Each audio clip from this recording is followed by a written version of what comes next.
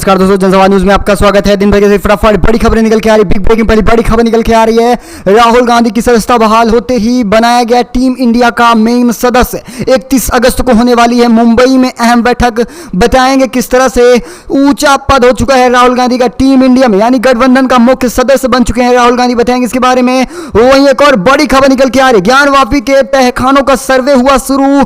अहम खबरें निकल के आ रही हैं ज्ञानवापी को लेकर, बताएंगे इसके बारे में। वही एक और बड़ी खबर निकल के आ रही है, कर्नाटक हिजाब विवाद पहुंचा त्रिपुरा। बताएंगे इसके बारे में। एक और बड़ी खबर निकल के आ रही है, तमिलनाडु कांग्रेस नेताओं के साथ खड़गे और राहुल गांधी की हो रही है अहम बैठक। जी हां, नजदीक आ रहा है विधानसभा चुनाव, पहुंचे हैं तमिलनाडु। बताएंगे इसके बारे में। एक और बड़ी खबर निकल के आ रही है, विश्वास प्रस्ताव की बहस में भाग लेने जा रहे हैं राहुल गांधी। बीजेपी गुट में मचा है हड़कंप। एक और बड़ी खबर राजस्थान से निकल के आ रही, गैंगरेप के बाद बच्ची को जलते हुए कोयले में झोंका, हुए हैं चारों गिरफ्तार। बताएंगे इसके बारे में। वहीं अमित शाह का आज ओडिशा में होने वाला है बड़ा दौरा, जानेंगे इसके बारे में। जम्मू कश्मीर में भी माहौल संवेदनशील, कुलग्राम में हो रही है जमकर गोलीबारी। बताएंगे इसके बारे में। 3 जवान हुए शहीद। तमाम बड़ी खबरें जानने वाले हैं। इंडिया में किस तरह से राहुल गांधी का पद ऊंचा होता जा रहा है। अखिलेश यादव को लेकर भी बड़ी खबर निकल के आ रही है। देखा जाए अयोध्या में मुआवजे को लेकर कही है बड़ी बात। सारी खबरें बताने वाले हैं आपको करके विस्तार से। वहीं त्रिपुरा से भी एक अहम बड़ी खबर निकल के आ रही है, बताएंगे इसके बारे में। लेकिन तमाम बड़ी खबर को जानने से पहले आपसे एक छोटा सा निवेदन है, अगर आप हमारे चैनल पर नए हैं तो चैनल का सब्सक्राइब बेल आइकन जरूर दबाइएगा। देश दुनिया की फटाफट बड़ी अपडेट पाने के लिए दरअसल चलते हैं। पहली बड़ी खबर निकल के आ रही है, राहुल गांधी की सजा पर रोक लगाने के बाद सुप्रीम कोर्ट ने सदस्यता भी बहाल कर दी। और ऐसा में देखा जाए टीम इंडिया के लिए समझो एक नई ताकत मिल चुकी है, वो है राहुल गांधी। अब देखा जाए टीम इंडिया में राहुल गांधी का पद ऊंचा उठता चला जा रहा है और राहुल गांधी के संयोजक के रूप में इनकी नाम पर मुहर लग चुकी है और राहुल गांधी सारा कार्यभार संभालने जा रहे हैं टीम इंडिया का। वही देखा जाए बैठक 31 अगस्त से 1 सितंबर तक होने जा रही है मुंबई में। विपक्षी दलों की अगली बैठक देखा जाए, यानी मान लो तीसरी बैठक होने वाली है, वो भी 31 अगस्त और 1 सितंबर को मुंबई में। सूत्रों ने यह जानकारी शुक्रवार शाम को दी। दरअसल पहले यह बैठक 25 और 26 अगस्त को होने वाली थी। कुछ नेताओं के व्यस्त हुए शेड्यूल के कारण बैठक को आगे बढ़ाया गया। लेकिन यहाँ सबसे बड़ी बात यह है कि आने वाले लोकसभा चुनाव के मद्देनजर इस बैठक में सबसे बड़ा पद राहुल गांधी का रख दिया गया है, यानी कि सारा कार्यभार अब राहुल गांधी संभालने वाले हैं। और देखा जाए इससे पहले ये कयास लगाए जा रहे हैं कि राहुल गांधी की सदस्यता बहाल की जाती है या नहीं, लेकिन अब राहुल गांधी की सदस्यता भी बहाल हो चुकी है। और देखा जाए अविश्वास प्रस्ताव में भी आपको दिख सकते हैं। लेकिन यहाँ सबसे बड़ी बात ये समझिए कि अब टीम इंडिया जिस तरह से मजबूती की ओर बढ़ रही है, बीजेपी के लिए एक संकट की घड़ी सामने आती नजर आ रही है। आपसे किस तरह से देख रहे हैं अपनी राय कमेंट के माध्यम से देना ना भूलेगा। वहीं इसी के साथ चलेंगे अगली और बड़ी अपडेट निकल के आ रही है। जी हाँ, बड़ी खबर निकल के आ रही है, ज्ञानवापी सर्वे को लेकर बड़ी खबर है। तहखानों का शुरू हो चुका है एसआई का सर्वे। मंदिर के प्रतीक सामने निकल के आ रहे हैं। देखा जाए एसआई टीम लगातार दूसरे दिन ज्ञानवापी परिसर का सर्वे कर रही है। शनिवार को मुस्लिम पक्ष के सहयोग और ताला खोलने के बाद अब एसआई सर्वे टीम मस्जिद के अंदर के तहखानों में दाखिल हो चुकी है। इस बीच हिंदू पक्ष ने दावा किया मस्जिद के अंदर तहखानों में कई तरह के मंदिर के प्रतीक भी सामने निकल के आ रहे हैं। आपसे किस तरह से देख रहे हैं राय कमेंट के माध्यम से दीजिएगा। वहीं से के साथ चलेंगे अगली और बड़ी खबर निकल के आ रही है, तमिलनाडु पहुंच चुके हैं राहुल गांधी। सदस्यता बहाल होते ही अब तमिलनाडु के कांग्रेस नेताओं से मुलाकात कर रहे हैं। खड़गे भी साथ रहने वाले हैं और राहुल गांधी भी। बड़ी खबर निकल के आ रही, कांग्रेस अध्यक्ष मल्लिकार्जुन खड़गे और पूर्व अध्यक्ष राहुल गांधी शुक्रवार को पार्टी की तमिलनाडु इकाई के वरिष्ठ नेताओं के साथ बैठक करने हैं और इस बैठक में अगले साल होने वाले लोकसभा चुनाव की तैयारियों को लेकर चर्चा होने वाली है। बैठक के बाद खड़गे ने कहा कि तमिलनाडु के डीएमके के साथ कांग्रेस का गठबंधन मजबूत बनता जा रहा है और इससे कांग्रेस संगठन महासचिव केसी वेणुगोपाल, पार्टी के प्रदेश प्रभारी दिनेश वुडवाराव भी शामिल रहे थे, प्रदेश कांग्रेस कमेटी के अध्यक्ष केएस अलगीर भी शामिल रहे थे। और ऐसा में देखा जाए अब राहुल गांधी बैठने वाले नहीं है। पहले तो संसद सदस्यता भी बहाल नहीं हुई थी, तब भी बैठ नहीं रहे थे, लेकिन अब वो और भी नहीं बैठने वाले। वैसे आप सबकी क्या राय इसको लेकर अपनी राय कमेंट के माध्यम से दीजिएगा। क्या कोई खास बदलाव आ सकता है या नहीं, अपनी राय कमेंट के माध्यम से दीजिएगा आने वाले लोकसभा चुनाव में। वहीं एक और बड़ी खबर निकल के आ रही है, हिजाब का विवाद पहुंच चुका है कर्नाटक के बाद त्रिपुरा। एक छात्रा को जमकर पीटा गया है। कर्नाटक से उठा हिजाब का विवाद धीरे धीरे पूरे देश में फैलता जा रहा है और अब विवाद ये त्रिपुरा पहुंचा है। यहाँ एक स्कूल में हिजाब का समर्थन करने वाली छात्रा को जमकर पीटा गया है। रिपोर्ट के मुताबिक स्कूल के सामने पीटा गया और मास्टरों ने उसे जमकर पीटा। यहाँ तक की खबर ये निकल के आ रही है कि दक्षिणपंथी भीड़ ने क्लासरूम में उसे बाहर निकाला, फिर घसीट कर मारा गया है। विवाद जरा समझिए किस तरह से आगे बढ़ता गया है। स्कूल में जब लड़कियां हिजाब पहनकर पहुंच रही थी तो कुछ छात्रों ने भगवा गमछा लपेटकर क्लास में आए थे और प्रिंसिपल से उन्होंने कहा कि हिजाब और इस यूनिफॉर्म को बदल दिया जाए और खासकर स्कूल के ड्रेस कोड का पालन किया जाए। लेकिन फिर से लड़कियों ने हिजाब पहनकर स्कूल में आई, जिसके बाद विवाद बढ़ गया और हिजाब के विवाद में ये हुआ कि मारपीट की नौबत आ चुकी है। आप इसे किस तरह से देख रहे हैं? वैसे बता चलें कि कर्नाटका में बीजेपी ने जब हिजाब का विवाद उठाया था तभी से उनके अंत का नज़दीक आया था। और ऐसे में देखेंगे आप आज कर्नाटका में कांग्रेस सरकार है और कुछ दिन बाद आप देखेंगे त्रिपुरा में भी बदलाव आपको मिलता नजर आएगा। जैसे आप किस तरह से देख रहे हैं, एक बड़ी अपडेट निकल के आ रही है। नूह हिंसा में खट्टर सरकार ने बड़ा एक्शन लिया। जिस छत से फेंके गए थे पत्थर, उस छत पर चल गया है बुलडोजर। नूह हिंसा के बाद एक्शन में आए हरियाणा की खट्टर सरकार दंगों में शामिल आरोपियों के खिलाफ सख्त कार्रवाई कर रही है। बुलडोजर की कार्रवाई लगातार 2 दिनों से चलती नजर आ रही है। हिंसा में शामिल आरोपियों द्वारा बनाए गए जमीनी विभाग को पूरी तरह से कब्जे में किया है। इन सब के ऊपर अवैध रूप से बनाए गए के आरोप हैं और इनके सबके ऊपर बुलडोजर चल रहा है। अब तक देखा जाए रोहिंग्यांग मुस्लिमों की बात की जाए तो 250 झुग्गियों को पूरी तरह से तहस नहस कर दिया गया है। लेकिन यहाँ सबसे बड़ी बात ये निकल के आ रही है, आपने वीडियो में देखा होगा किस तरह से 31 जुलाई को विश्व हिंदू परिषद की रैलियों में पत्थरबाजी की गई थी और जिस घर से पत्थरबाजी की जा रही थी उस घर के ऊपर भी बुलडोजर चल चुका है। आप साफ स्क्रीनशॉट में बगल देख सकते हैं, यही वो घर है जहां से पत्थरबाजी की जा रही थी। आज इसे जमींदोज कर दिया गया है। आप इसे किस तरह से देख रहे हैं और खट्टर सरकार इस तरह से एक्शन से क्या हिंसा पर रोक लगाई पाएगी या नहीं, अपनी राय दीजिएगा। अच्छा, एक और बड़ी खबर निकल के आ रही, बीजेपी की मुश्किलें कम होने का नाम नहीं ले रही हैं। अविश्वास प्रस्ताव की बहस में आपको दिखने वाले हैं राहुल गांधी। बड़ी खबर निकल के आ रही है, पूर्व कांग्रेस अध्यक्ष राहुल गांधी शुक्रवार को सुप्रीम कोर्ट से बड़ी राहत मिलने के बाद अब बैठने को नाम नहीं ले रहे हैं। और देखा जाए सदस्यता बहाल होते ही राहुल गांधी सबसे पहले तमिलनाडु पहुंचकर लोकसभा चुनाव की बैठक की। अब ये मामला निकल के आ रहा है कि खासकर आपको पहले बताया कि वो टीम इंडिया के गठबंधन में एक मुख्य सदस्य के रूप में रहने वाले हैं। और ये भी खबरें निकल के आ रही हैं कि जो अविश्वास प्रस्ताव और देखा जाए खासतौर पर अध्यादेश के मुद्दे पर बहस चल रही है सदन में, इस सदन के बहस में भी राहुल गांधी शामिल हो सकते हैं। इसी से बीजेपी से हड़कंप है, क्योंकि बीजेपी को पता है राहुल गांधी अगर सदन में आ रहे हैं तो उनका बचना मुश्किल हो जाएगा और राहुल गांधी सवाल पूछने वाले हैं। ऐसा एक और बड़ी खबर निकल के आ रही है, पाकिस्तान से बड़ी खबर है, जहां पर इमरान खान की हो गई है गिरफ्तारी, 3 साल की हुई सजा। तोखाना मामले में 3 साल की सजा सुनाई गई है। पाकिस्तान के पूर्व प्रधानमंत्री इमरान खान को एक और करारा झटका लगा है। तोखाना मामले में 3 साल की कैद की सजा सुनाई गई है। इसके अलावा इन्हें 5 साल तक राजनीति से अयोग्य घोषित कर दिया गया है। सजा के ऐलान के बाद तुरंत इन्हें गिरफ्तार कर लिया गया।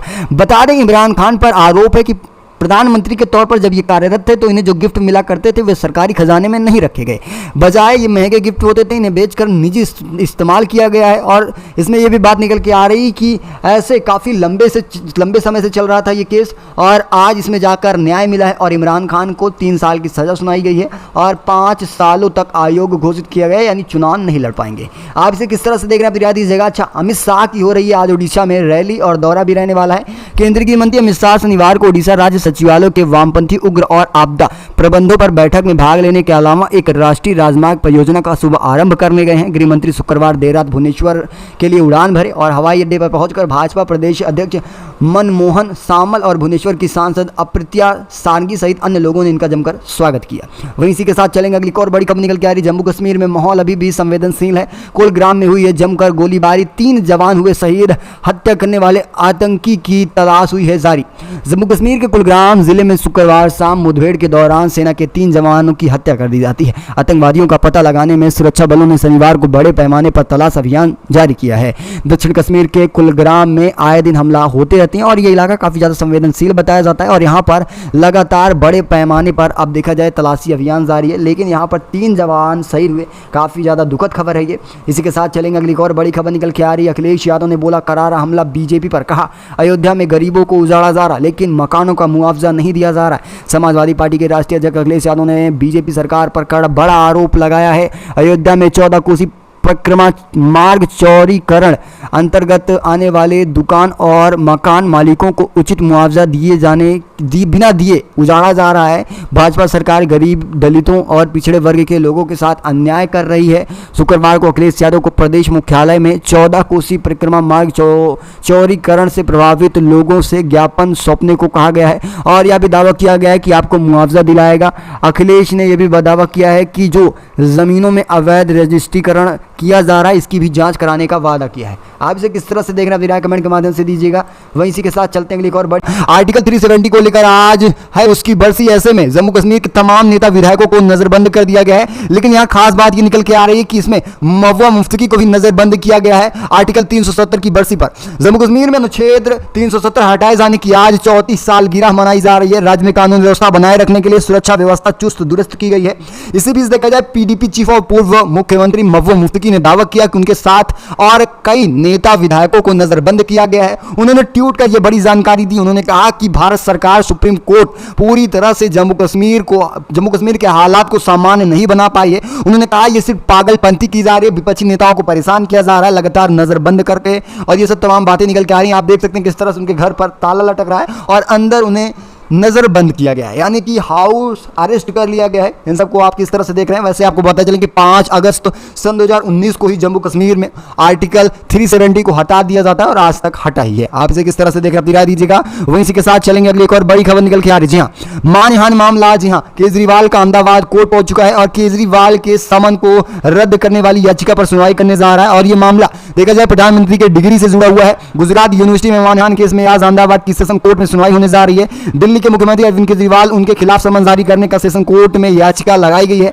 याचिका में केजरीवाल ने गुजरात यूनिवर्सिटी की तरफ से दाखिल किए गए मानहानि केस में समन पर सवाल खड़े किए हैं। केजरीवाल की तरफ से सेशन में दाखिल अर्जी में समन कई तरीके से गलत बताए जा रहे हैं। वहीं पर केजरीवाल की तरफ से अर्जी पर कोर्ट ने गुजरात सरकार और गुजरात यूनिवर्सिटी को भी नोटिस जारी कर जवाब मांगा गया है। आज इसी पर सुनवाई होने जा रही है और क्या कुछ बातें निकल के आ रही हैं ये देखने वाली बात होती है। समन में केजरीवाल ने जो रिवीजन अर्जी लगाकर कहा उसमें कहा गया है कि अथॉरिटी प्रोसेस नहीं हुआ था और इन सब मामले में उन्होंने मानहानि का केस लगाया जा रहा है। ये सब बातें निकल के आ रही है। आप इसे किस तरह से देख रहे हैं राय दीजिएगा। इसी के साथ चलेंगे अगली और बड़ी खबर निकल के आ रही है। अखिलेश यादव ने यूपी में योगी सरकार पर बोला करारा हमला। अयोध्या में गरीबों का घर उजाड़ा जा रहा है लेकिन मुआवजा नहीं दिया जा रहा। बड़ी खबर निकल के आ रही। समाजवादी पार्टी के राष्ट्रीय अध्यक्ष अखिलेश यादव ने आरोप लगाया है कि अयोध्या में 14 कोसी परिक्रमा मार्ग चौड़ीकरण के अंतर्गत आने वाली दुकानों और मकानों को भले ही पूरी तरह से उजाड़ दिया जा रहा हो, लेकिन यहां पर सबसे बड़ी बात यह देखिए कि मुआवजा नहीं दिया जा रहा है। भाजपा सरकार गरीब, दलितों और पिछड़े वर्गों के लोगों के ऊपर लगातार अन्याय कर रही है। वो चाहे मध्य प्रदेश हो या फिर उत्तर प्रदेश हो, कोई बाकी राज नहीं रहा है। शुक्रवार को अखिलेश यादव ने प्रदेश मुख्यालय के 14 कोसी परिक्रमा मार्ग चौड़ीकरण से प्रभावित लोगों के ज्ञापन को सौंपा। साथ ही उचित मुआवजा दिलाने के लिए उन्होंने प्रभाव डाला सरकार के ऊपर। यहां पर उन्होंने कहा अखिलेश ने शपथ सरकार बनने पर अयोध्या में जमीन के अवैध रजिस्ट्रीकरण की भी जांच कराने का भरोसा दिलाया है। लेकिन जिस तरह से आए दिन बीजेपी सरकार लोगों के पैसे खा रही है और खासतौर पर देखा जाए कहीं ना कहीं न्याय नहीं मिल रहा है लोगों का, और जमीनों और दलितों के ऊपर खासतौर पर अत्याचार किया जा रहा है, चाहे मध्य प्रदेश रहा हो या फिर उत्तर प्रदेश रहा हो, आए दिन बुलडोजर और खासतौर पर देखा जाए दलितों के ऊपर होते अत्याचार कहीं ना कहीं इसके पूरी तरह से उदाहरण दे रहे हैं। आप इसे किस तरह से देख रहे हैं राय दीजिएगा। अच्छा, मध्य प्रदेश की बड़ी खबर निकल के आ रही है। मध्य प्रदेश में पूरी तरह से यह साबित हो चुका है कि इस बार बीजेपी का सुपड़ा साफ होने वाला है, क्योंकि आए दिन बीजेपी की सारी पोलें खुलकर जनता के सामने आ रही हैं। इसी बीच एक खबर निकल के आ रही है कि मध्य प्रदेश में बीजेपी विधायक के बेटे ने आदिवासी शख्स को गोली मार दी, वो भी मामूली बात पर गोली मारी है। मध्य प्रदेश के सिंगरौल से ये बड़ी खबर निकल के आ रही है। जिला बताया जा रहा है जहां पर बीजेपी विधायक के बेटे ने मामूली विवाद पर 34 साल के एक आदिवासी व्यक्ति को कथित तौर पर गोली मार दी और वो गंभीर रूप से घायल बताया जा रहा है। आरोपी एक अन्य मामले में फिलहाल जमानत पर है। पुलिस ने एक आधिकारिक बयान में बताया है कि वो जिस तरह से जमानत पर अभी बीजेपी का विधायक का बेटा है, तो ऐसे में अभी भी हिंसा कम नहीं हुई है, यानी कि देखा जाए जमानत पर है तब हिंसा हो रहा है। अब तक उसकी गिरफ्तारी नहीं की गई। इसको लेकर कांग्रेस ने करारा हमला बोला। कमलनाथ ने कहा कि आने वाले समय में जनता इसका मुंहतोड़ जवाब देगी। जिस तरह से आदिवासी समुदाय और दलितों के ऊपर उत्पीड़न किया जा रहा है, अत्याचार किया जा रहा है, चाहे वो पेशाब कांड रहा हो या फिर खास तौर पर देखा जाए तो जिस तरह से लगातार हिंसा की जा रही है आदिवासी समुदाय के ऊपर, कहीं ना कहीं बीजेपी का अंत भी इससे नजदीक आ चुका है। आपसे किस तरह से देखने पर राय दीजिएगा। वैसे एक और बड़ी खबर निकल के आ रही है। जी हाँ, नरसुल्ला के ऊपर हुआ एफआईआर। देखा जाए अंजू के पति देखा जाए अरविंद ने करा दिया ये एफआईआर। बड़ी खबर निकल के आ रही है। पाकिस्तान गई अलवर से अंजू के पति ने करा दिया है। अंजू और उसके खास तौर पर जिसे सगाई की है पाकिस्तान में जाकर नरसुल्ला के ऊपर एफआईआर हो चुका है। फेसबुक वाले प्यार के बारे में आपने जरूर सुना होगा, जिसने 2 बच्चों को छोड़कर पाकिस्तान भाग गई। ये राजस्थान की अलवर से अंजू की खबर है। इस मामले में एक नया मोड़ सामने निकल के आ रहा है। अंजू के पति अरविंद ने अपनी पत्नी और वहां अपने पाकिस्तानी प्रेमी नरसुल्ला के खिलाफ एफआईआर दर्ज कराया है। अलवर के भिवंडी में रहने वाली अंजू द्वारा पाकिस्तान में जाकर अपने प्रेमी नरसुल्ला के साथ निकाह करने के मामले में शुक्रवार देर रात भिवंडी के फूलबाग थाने में अंजू के खिलाफ नरसुल्ला के खिलाफ शिकायत दी गई है। और देखा जाए आईपीसी की धारा 366, 494, 500 और 506 और इसी के तहत देखा जाए आईटी एक्ट 47/66 के तहत मामला दर्ज किया गया है। आप इन सबको किस तरह से देख रहे हैं? यहाँ सबसे बड़ी बात यह है कि 20 जुलाई को अंजू ने भारत छोड़कर पाकिस्तान गई और यहाँ माना जा रहा है कि 20 अगस्त तक अंजू के भारत वापस लौटने का अंतिम तारीख बताया जा रहा है। वहीं एक अंजू का 15 साल का और 6 साल का बेटा भी है। आप इसे किस तरह से देख रहे हैं? अपनी राय दीजिएगा। एक और बड़ी खबर पर चलते हैं। यहाँ बड़ी अपडेट निकल के आ रही मणिपुर से। बड़ी खबर है, मणिपुर में हथियारों का जखीरा लूटा जा रहा है। एक तरफ हिंसा हो रही है, मौतें हो रही है, तो दूसरी तरफ हथियार भी लूटे जा रहे हैं, यानी सैनिकों के हथियार लूटे जा रहे हैं। बड़ी संख्या में सैकड़ों राइफलें और हजारों कारतूस छीन लिए गए हैं। मणिपुर में हालात बेकाबू होते जा रहे हैं। यहाँ बिशनपुर जिले में उपद्रवियों ने पुलिस के भारी संख्या में हथियार और गोला बारूद लूट लिए हैं। उपद्रवी और जवानों के बीच झड़प में कम से कम 2 दर्जन सुरक्षाकर्मी घायल बताए जा रहे हैं। बता दें कि हिंसा की शुरुआत के बाद से ही उपद्रवी जवानों को निशाना बनाते नजर आ रहे हैं। कभी हथियार लूटे हैं, कभी देखा जाए उनके कैंपों को उड़ा दिया जाता है। और अब तक देखा जाए मणिपुर हिंसा में भी लगभग 500 खासतौर पर जवान भी घायल हो चुके हैं। अब तक देखा जाए आंसू गैस गोले भी छोड़े गए, ताबड़तोड़ फायरिंग की, लेकिन उपद्रवी रुकने के नाम नहीं ले रहे हैं। आप इसे किस तरह से देख रहे हैं? और बीजेपी और केंद्र सरकार जिस तरह से जवानों को खासतौर पर उलझन में डाल चुकी है, कहीं ना कहीं ये नागुजार है। आप इसे किस तरह से देख रहे हैं? आए दिन हिंसा भड़कती जा रही है। अपनी राय दीजिएगा। एक और बड़ी खबर निकल के आ रही है। यूपी सरकार पर अखिलेश यादव ने बोला करारा हमला। सांडों को लेकर कहा फिर से एक प्रकरण में बड़ी खबर निकल के आ रही है। आजमगढ़ की सड़क पर फिर से सांडों का तांडव देखने को मिला।